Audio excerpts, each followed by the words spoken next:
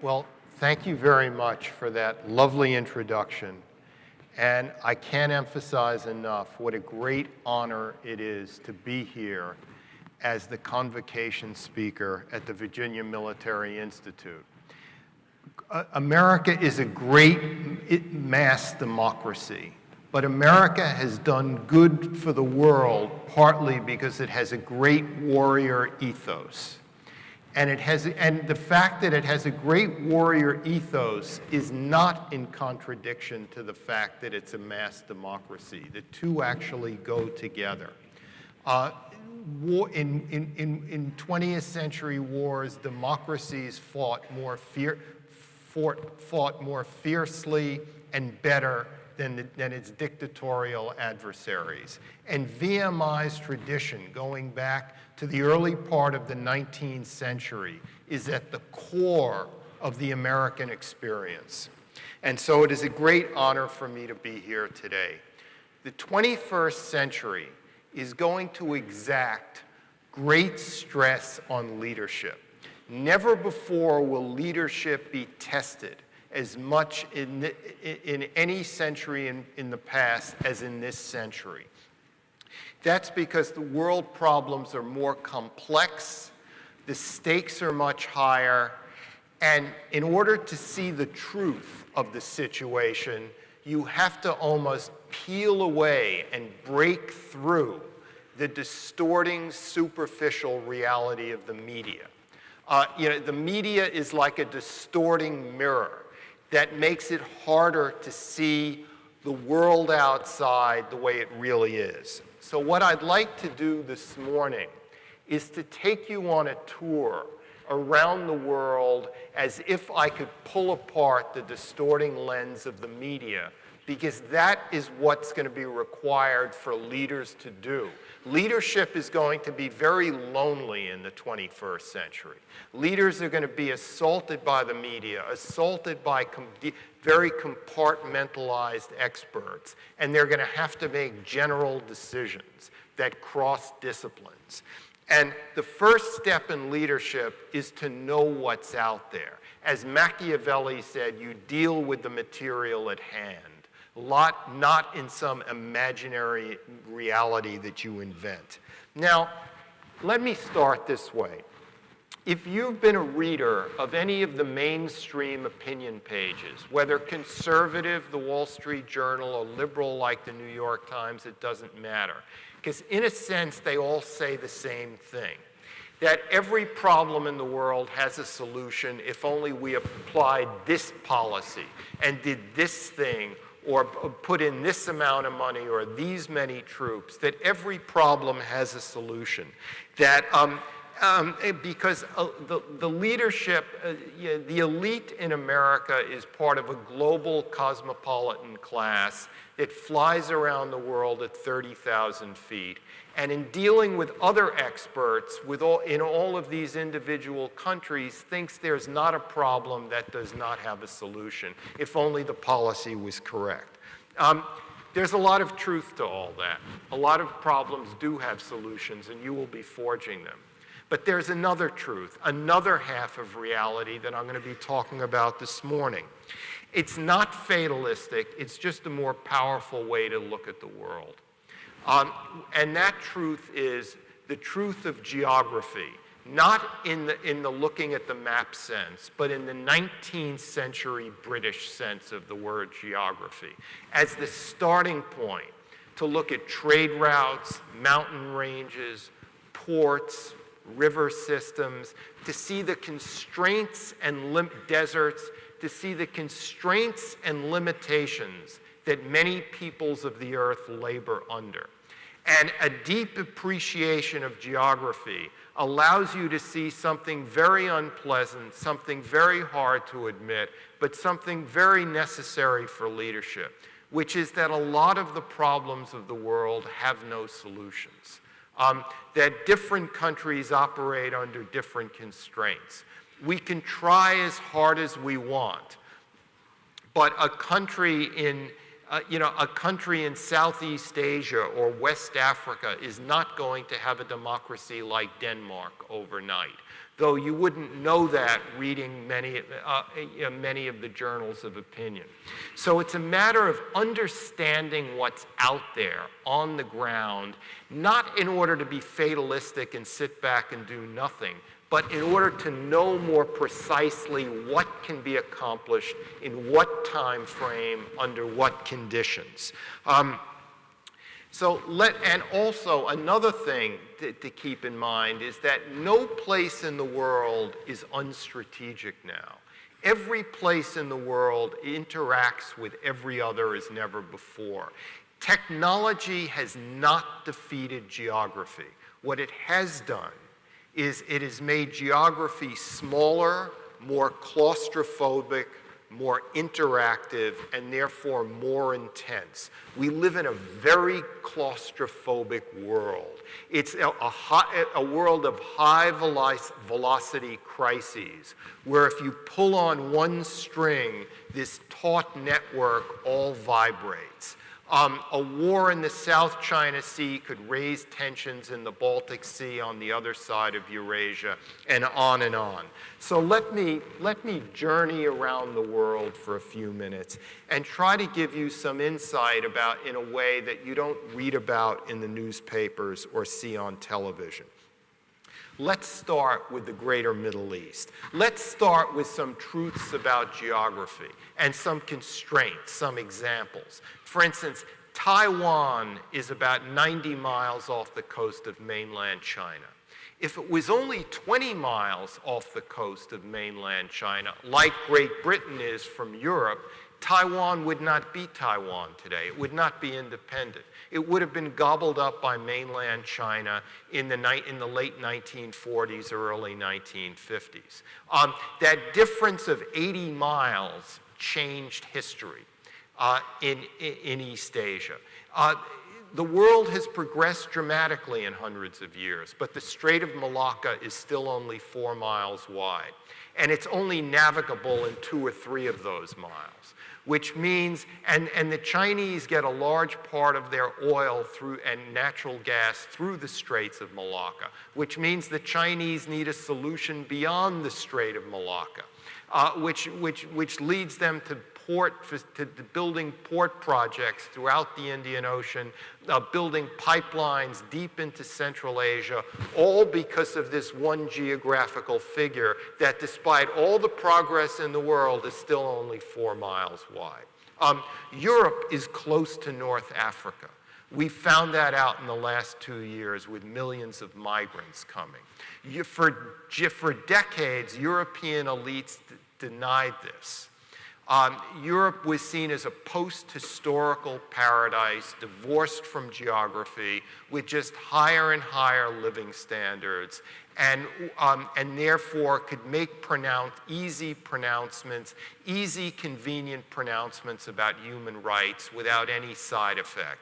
Then suddenly, one day, Europe found out how close it was to a collapsing Middle East, with millions of migrants coming, and suddenly the European debate changed dramatically, all because of geography, because geography was forgotten by European elites at their peril.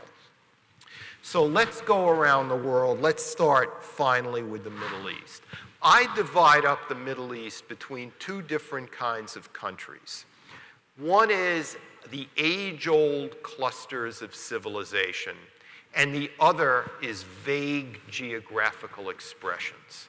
The age-old clusters of civilizations are states that are deeply rooted in antiquity. Tunisia has a real sense of itself as a modern state that has nothing to do with it being Arab or being Islamic, because Tunisia is the outgrowth of Greater Carthage, which has been an urban center for going back thousands of years. Morocco has a deeply embedded concept of a state, an individual state, again separated from being Arab or Islamic, because it was a center of Atlantic and Mediterranean civilizations going back 2,000 years. Egypt is the gift of the Nile Valley. Nile Valley civilization goes back 6,000 years. So Egypt, Tunisia, and Morocco, even throughout the Cold War, had dictatorships, but they were mild dictatorships. They weren't thoroughly oppressive because these states were not artificial. They were real, historically rooted states, and thus did not require a suffocating form of tyranny in order to hold them together in the first place. They had institutions that worked. The things we take for granted that we don't even think about existed there. Motor vehicle bureaus, agricultural extension services, highways, bureaucracies, all because they were rooted deep in antiquity, age-old clusters of civilization. And thus they were American allies because they were moderate dictatorships rather than extreme dictatorships. On the other hand, you have what I call the vague geographical expressions. Places that were never states to begin with, that were cobbled together as Frankenstein monsters by European colonialists. Libya, Iraq, Syria. These places may have been on the sites of great civilizations, but not as they conform to their state borders. Western Libya was always an extension of Tunisia and Greater Carthage. Eastern Libya was always an extension of Alexandria and Greater Egypt. Libya as a state only existed since the early 20th century and required the most extreme, brutal form of tyranny to hold it together. And the moment that tyranny was decapitated in 2011, the state itself crumbled into dust. The same thing happened in Iraq, which the British cobbled together in order to unite oil-rich Kurdistan, the Sunni areas in northern Mesopotamia, and the Shia tribes in the southern, more jungly Mesopotamia. And holding those three groups together after the British left required increasingly extreme forms of tyranny. So between the regime at the top and the tribe and extended family at the bottom, there were no intermediary levels of civil society at all. So that when the state was decapitated, it all crumbled into dust, like Libya. The same thing we see happening in Syria today. Another extreme form of dictatorship, which is comparable to Iraq, comparable to Libya, but not in any way comparable to the regimes in Morocco, Tunisia, or Egypt. So this is what we have. The tragedy of the Middle East is not that it didn't have democrats, but that it didn't have more enlightened dictators to go around. It had enlightened dictatorships in some countries, not in enough. And therefore, what we're dealing with now is the collapse of states that were never states to begin with, except held together by the most extreme forms of tyranny. And all of this is rooted in geography. It's rooted in where ancient civilizations were. Syria is just a concept of the old Ottoman Empire that existed between the Taurus Mountains in Turkey and the Nefud Desert in northern Saudi Arabia. Everywhere in between was called Syria. But it was never identifiable in geographical terms as a modern state in the way Egypt was with the Nile Valley. So these are the two distinctions that you have to keep in mind. Let's move on to Europe for a minute. When the Warsaw Pact broke up, there was an illusion that Europe would be free and united and prosperous. And a European superstate would eventually exist between Portugal on the Atlantic and Romania and Bulgaria on the Black Sea. That hasn't happened. What's again happened is that European problems are rooted in geography that in turn are rooted in ancient imperial systems. If you're talking, what are the great cities of the European Union today? Strasbourg, The Hague, Maastricht, etc. What are these places? They're the old 9th century Carolingian kingdom of Charlemagne. This was always core Europe, where the soil was the richest, where you had all these protective harbors on the North Sea. This was the wealthy core part of Europe going back to the early Middle Ages. And that's why the European Union's heartland is today Brussels, Holland, Luxembourg, Germany, and France.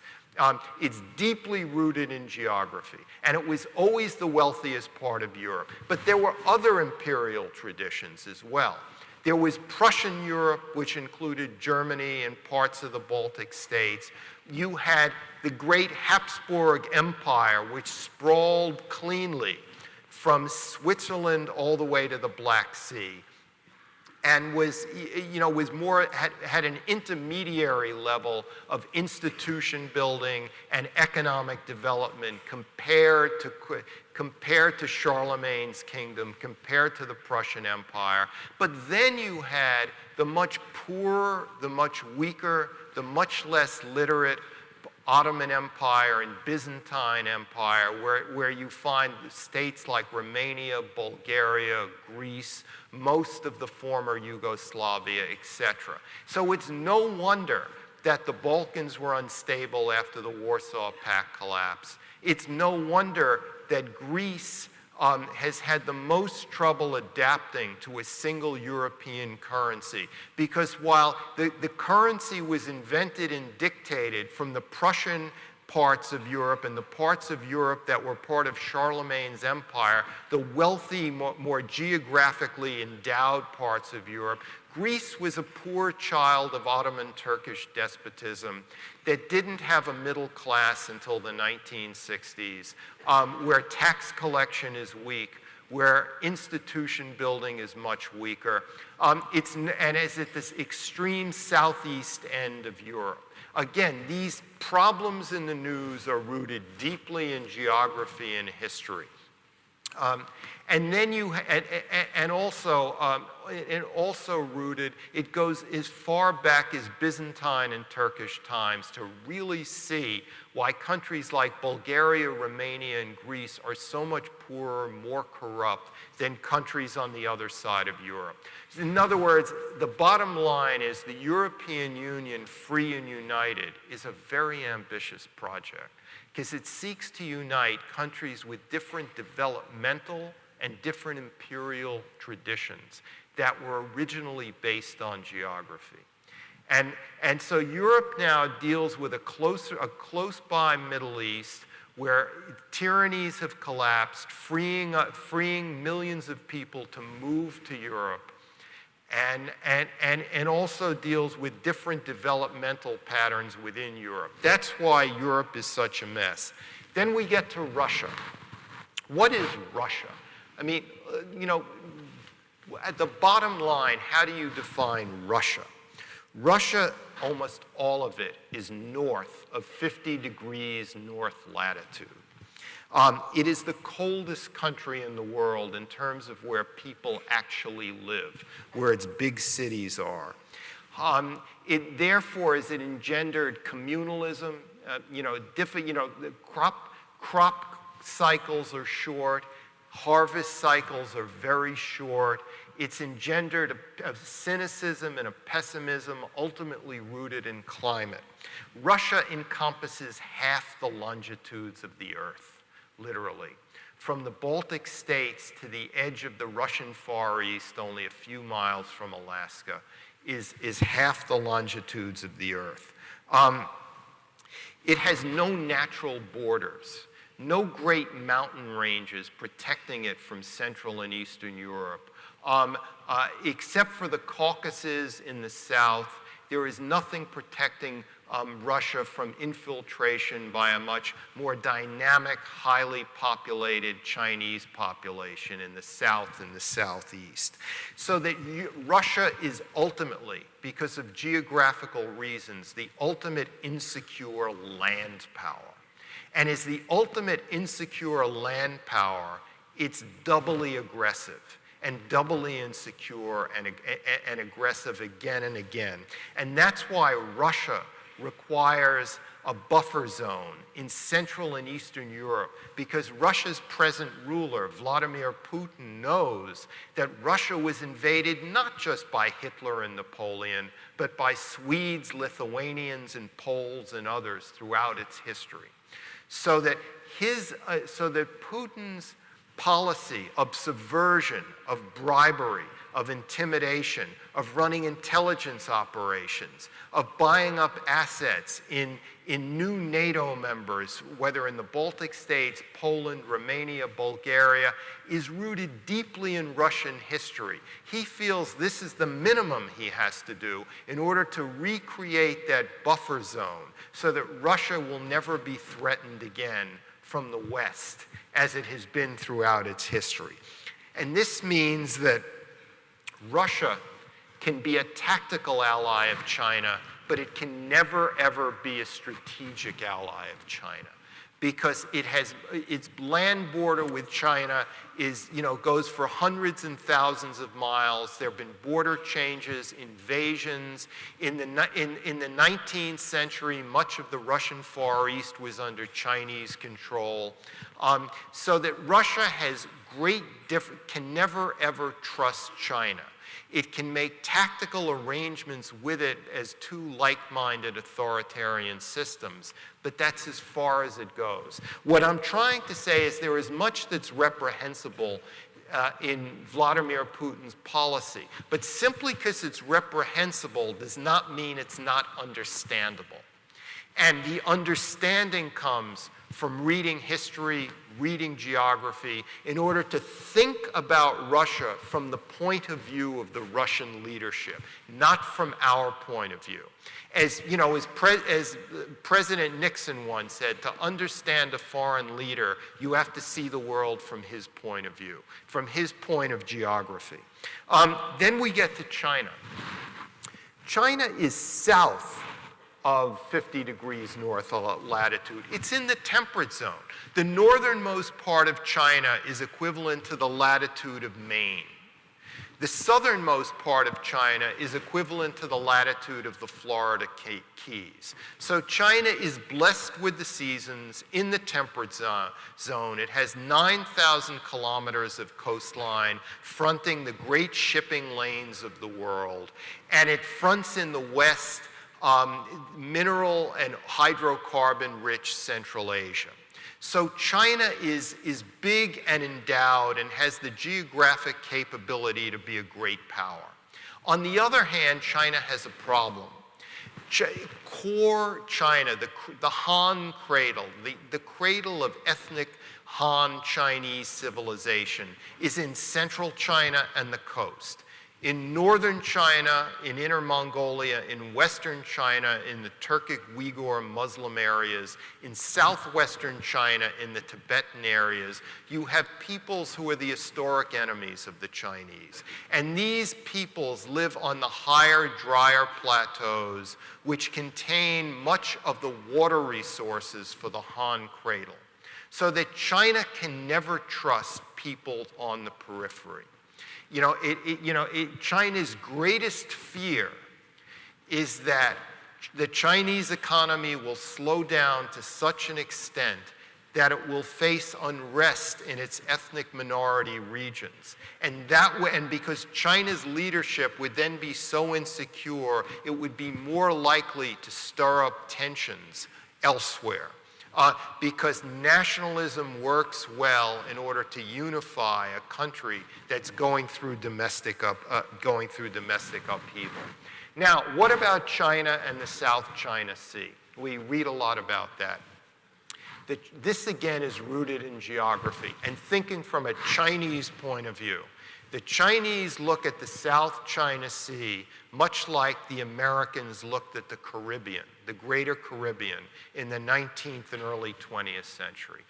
There was a time in American foreign policy in the 19th and early 20th century where if you were really ambitious, you didn't specialize in the Middle East or Russia or Europe, you specialized on the Caribbean. Now we think of the Caribbean as just a nice place for winter vacations. But it's the core of America's geographic power around the world.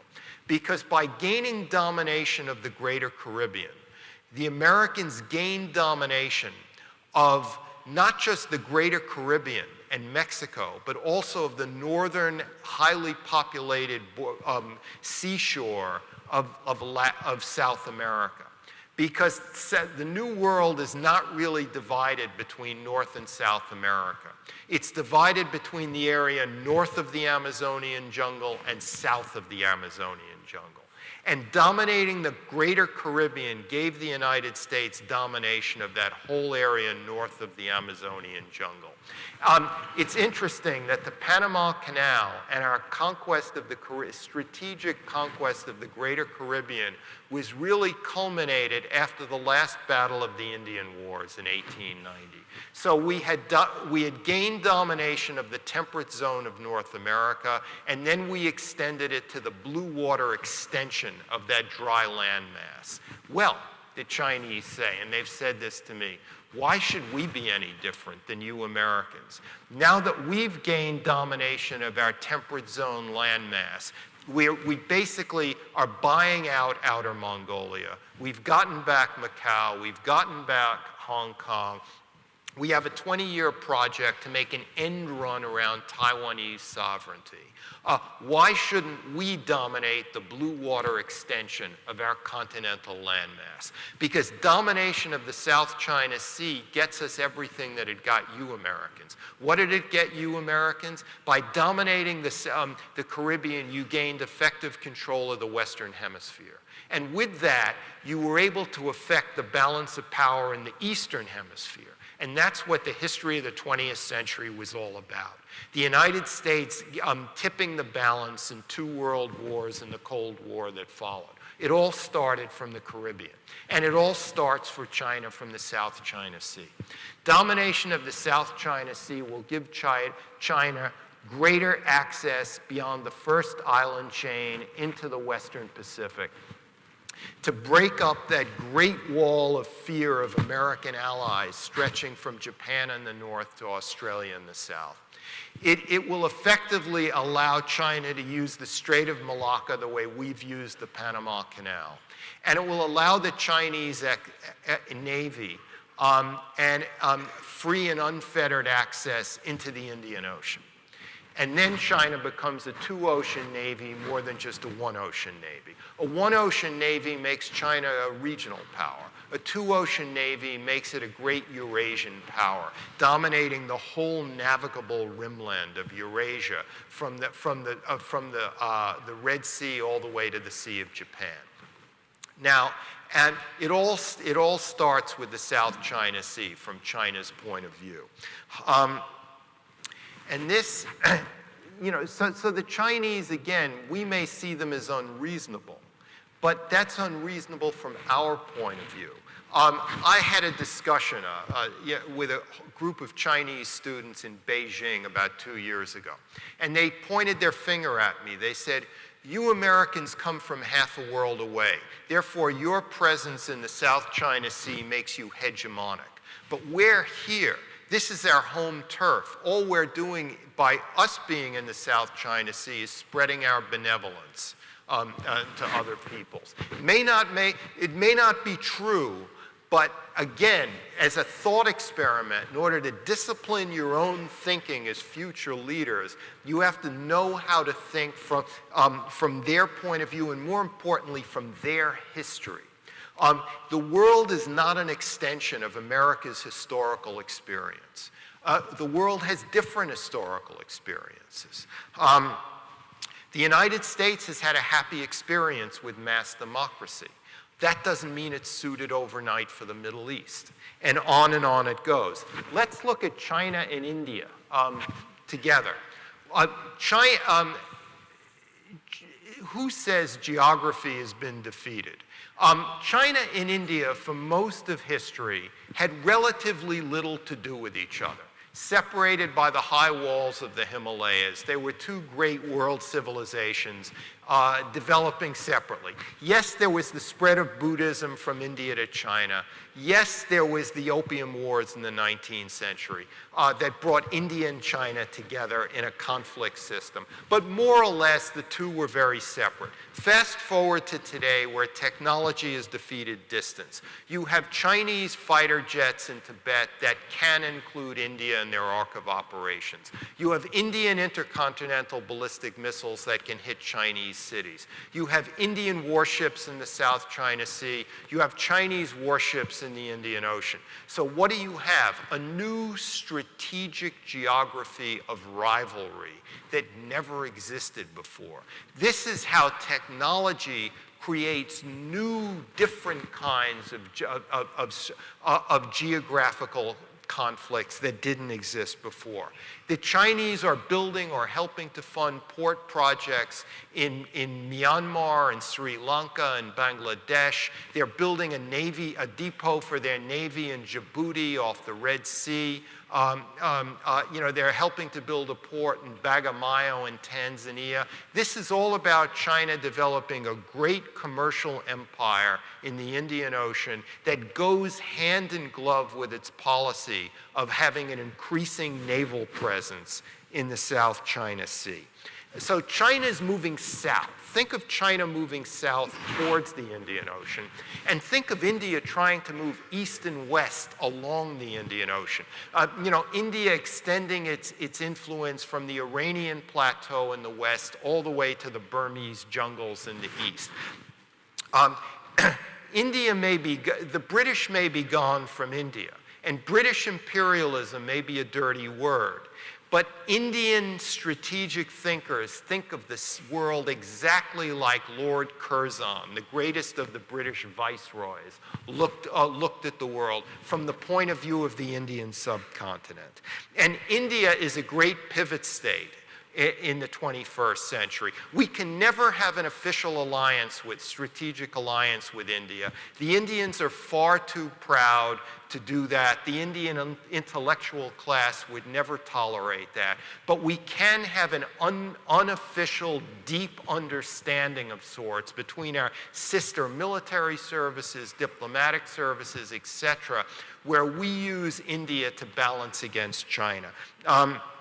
I could go on and on.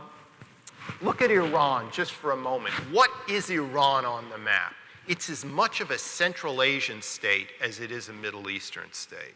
It fronts Turkmenistan and the other stands of Central Asia to no less a degree than it fronts Iraq and Syria and Saudi Arabia and other. Iran encompasses not just one great oil and natural gas producing region, but two. Not just the Persian Gulf, but the Caspian Sea in the north.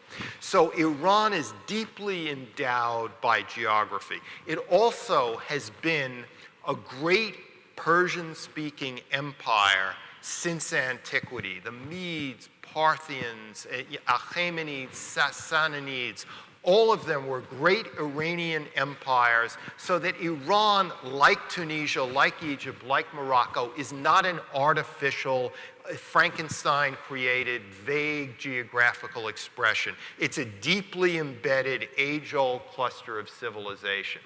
Saudi Arabia may be more fragile and artificial, but there will always be an Iran, and it will always be a significant power in the Middle East. It could have internal disturbances, it could have regime changes, anything's possible.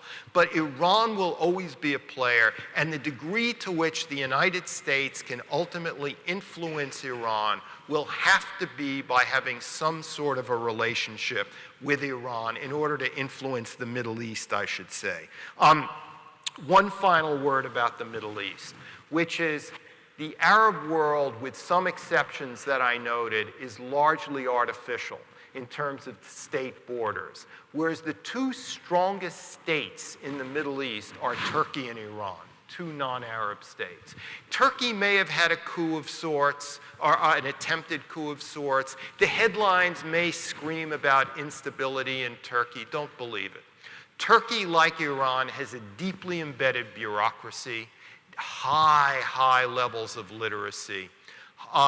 Its borders have been more or less the same within the Turkish language center of population going back thousands of years. There's nothing artificial about Turkey, nothing artificial about Iran, and both these places think still in imperial terms. If you want to understand the sources of Turkish conduct or the sources of Iranian conduct, read about the Seljuks and the Ottomans about Turkey, and read about the Achaemenids, the Sassanids, in terms of how to deal with the Ayatollahs. It's all rooted in imperial history. Let me close up by just saying that a few more words about geography. We live in a real claustrophobic world. And the world has gotten smaller, but it's like my wristwatch. It's very, very small, but you know something? To really understand how it works, you'd have to take it apart, dismantle it, like a precocious child would do, and see how all the gears inside work with the other gears and all the digital equipment to understand it. It's the same way with the world you're going to be inheriting, which is you're going to hear on and on how we live in one world, it's globalization, et cetera, but in order to understand the sources of crises everywhere, you're going to have to burrow deep in the spirit of great area expertise and read the individual histories and geographies of these countries and regions. So be geographers in the 19th century sense of the word. Use the map as a starting point to get very curious about history, culture, ethnicities, trade routes, natural resources, topography, etc. That's the way, that's where real learning begins from. It's, this is where real history begins from. And just a word about the United States. The United States is still the most richly endowed country in the world. Do you know that our river system, we have more miles of navigable inland waterways than the rest of the world combined? And those navigable waterways are overlaid not on the desert parts of America and the Great Plains and the Rocky Mountains, but over the soil-rich greater Middle West. So that not only do we have a breadbasket, but our crops can get to market, get into the Mississippi and Missouri systems, flow down to the Caribbean, and into the great sea lanes of the world. The American people are great people, not just for what they believe in their character, but because of where they happen to live. And the United States is a country, whatever our economic and political problems, our problems are not nearly as fundamental and as structural as the economic and political problems of China, of Russia, or of Europe. So that we're, in comparative terms, we're in a much better position to navigate this future age of weakening states and comparative anarchy, as I call it. Thank you very much.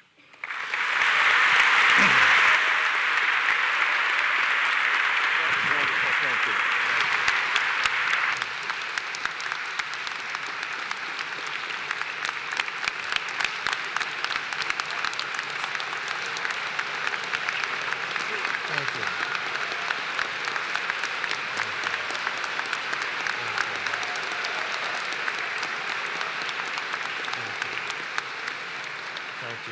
Sir, on behalf of the Corps of Cadets and General P, we really just thank you for taking your time to come here and speak to us today, giving us those insights on taking the perspective of our enemies and looking into the geography and the deep history of the issues we face.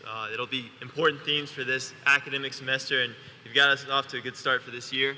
I'd like to present you with this gift as a token of our appreciation. Thank you so much. It's been a great honor. Thank you. Thank you. Thank you. Thank you. Thanks, Mr. Kaplan. Great address today. These proceedings are adjourned. Thank you.